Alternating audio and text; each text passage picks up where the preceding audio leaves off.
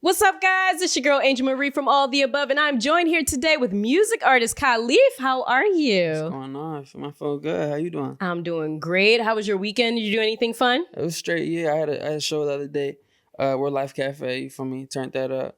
Other than that, just relax. Okay, we're going to get into that then. So are you ready to start your interview? Yeah. So first and foremost, what inspired you to pursue a career in music? Well, for me, music kind of been like breathing air, drinking water. You feel me? Because my grandfather, like before I was even thought of, he ran a record label in Jamaica. You feel me? So Oh, snap. From there, as a Caribbean, I'm Jamaican American, not even really American, Jamaican British Jamaican, whatever. But you feel me? From there, my dad always was DJing, like just for fun in the basement. What else? My big brother, he was an artist at one point, an engineer. He tried it all. We used to play DJ Hero in the living room on the Wii.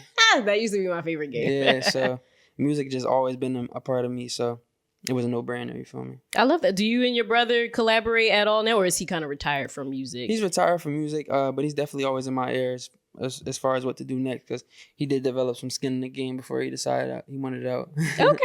Do you like that unsolicited advice from your family, or do you like, I got this? I could be a bit of perfectionist sometimes, so sometimes when they give me advice without like a thorough explanation of why they said it, I don't be trying to hear it. Well, one or other was like, all right, thank you. Next. So how would you define your sound? What do you believe makes you unique and stand out amongst the crowd? Oh, man. I definitely go melody first. I would say that. When you listen to Khaliph, like, expect to hear some beautiful sounds. I try to use my voice as an instrument. You know what I'm saying?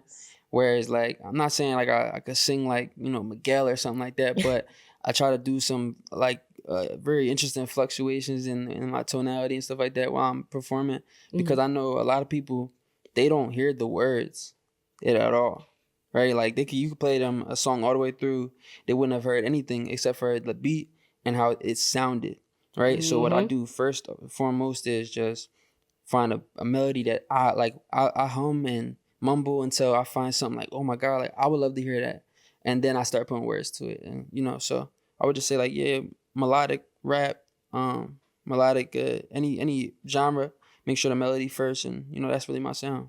You know what? You smart, because it's like for you to be a musician, sometimes people think of like how your ear is, not what the person who's digesting it, the viewer, the listener, whatever. Right. I am literally the person you just described. I always listen to like the melody, the beat. The beat is always my first thing. I'm like, if the beat catches me, I'm gonna listen to it, but I'm still not fully listening to the lyrics of it all. Yeah. And it's like my husband is actually involved in music and he hates. He's like, did you just hear what they just said? I'm like, no. I'm like, but the beat is dope. Word. So see, more people need to take attention to that. You gotta do what the people are listening to. I like that. See. I like that. No doubt. So how would you say your music has evolved since you first started? I don't even know if that really applies to you because your family has been involved in music and seemed to kind of be your coach. But do you feel like your music has evolved? Oh, drastically, yeah. Drastically. You say, how would I feel like it? How do I feel like it evolved? Yeah, how has it evolved? So many ways. I guess from my approach. At first I wasn't melody first. I didn't have that philosophy like off rip. Honestly, I was just trying shit. Just trying different things. I listened to a lot of different type of music, especially like I said, being a Caribbean. All these other genres are foreign genres. Reggae and dancehall, that's the one I was raised with. So everything else is free game, you feel me? Whereas I know in like the African American community, hip hop come first, then everything else, now you branching out. Yep. You know what I'm saying? So for me to listen to hip hop, just adventurous for me to listen to country. You know what I'm saying? So from me just trying stuff to me just filling my ears with different sounds, started to hear what they were doing and things of that nature. And I kind of just studied for a while, you feel me? Like I didn't really drop music. I just studied, listened to different genres. I definitely started off more singing first. Then I realized melody doesn't just apply to singing. Like you can rap with a melody too.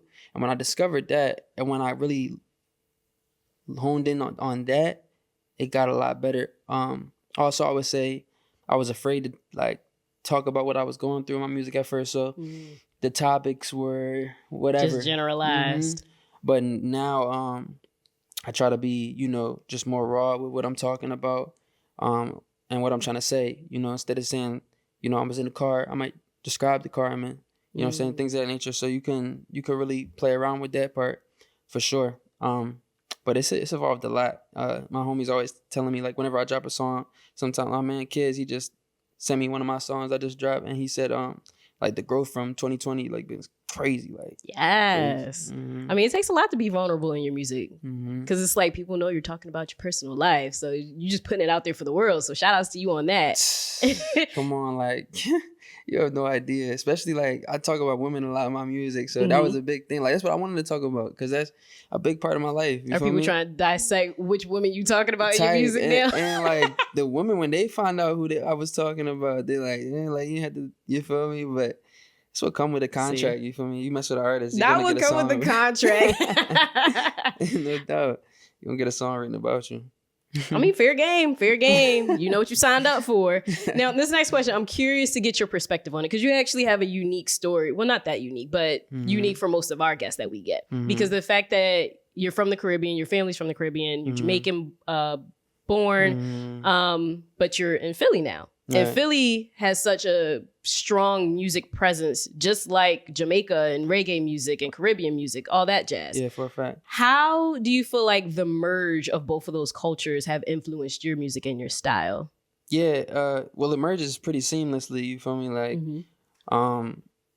reggae culture, like, as far as lifestyle, definitely big on popping it. You feel me? And the same way with hip hop, especially in Philly, like, besides telling their raw story, they definitely popping it and flexing all that stuff. The things are different. Like, Jamaican culture, they heavy on cars and heavy on cars, money, and you feel me? I guess the same thing with respect. Like, that's a big thing in hip hop. Like, just, you want everybody to respect you. Know you the biggest, the best. You feel me? Yep. And that's the same with that. So that part blended pretty seamlessly. It wasn't like, you know, I was listening to you know, Miley Cyrus at first, and then diving into hip hop, so it just blended fine, you know, like, as far as the culture and the vibes, you know, all one. I can dig it. I mean, that's a great way to put it together too, because it's all kind of one. It is. And you know, hip hop derived from reggae and dancehall in Jamaica originally, then it spread its way to New York, and that's where we have how it is now. And then it just evolved. But you know, we have to get into your music. So can you tell all of our listeners about your song, Once in a Blue Moon? What is that all about? Oh, Once in a Blue Moon. That's a song I dropped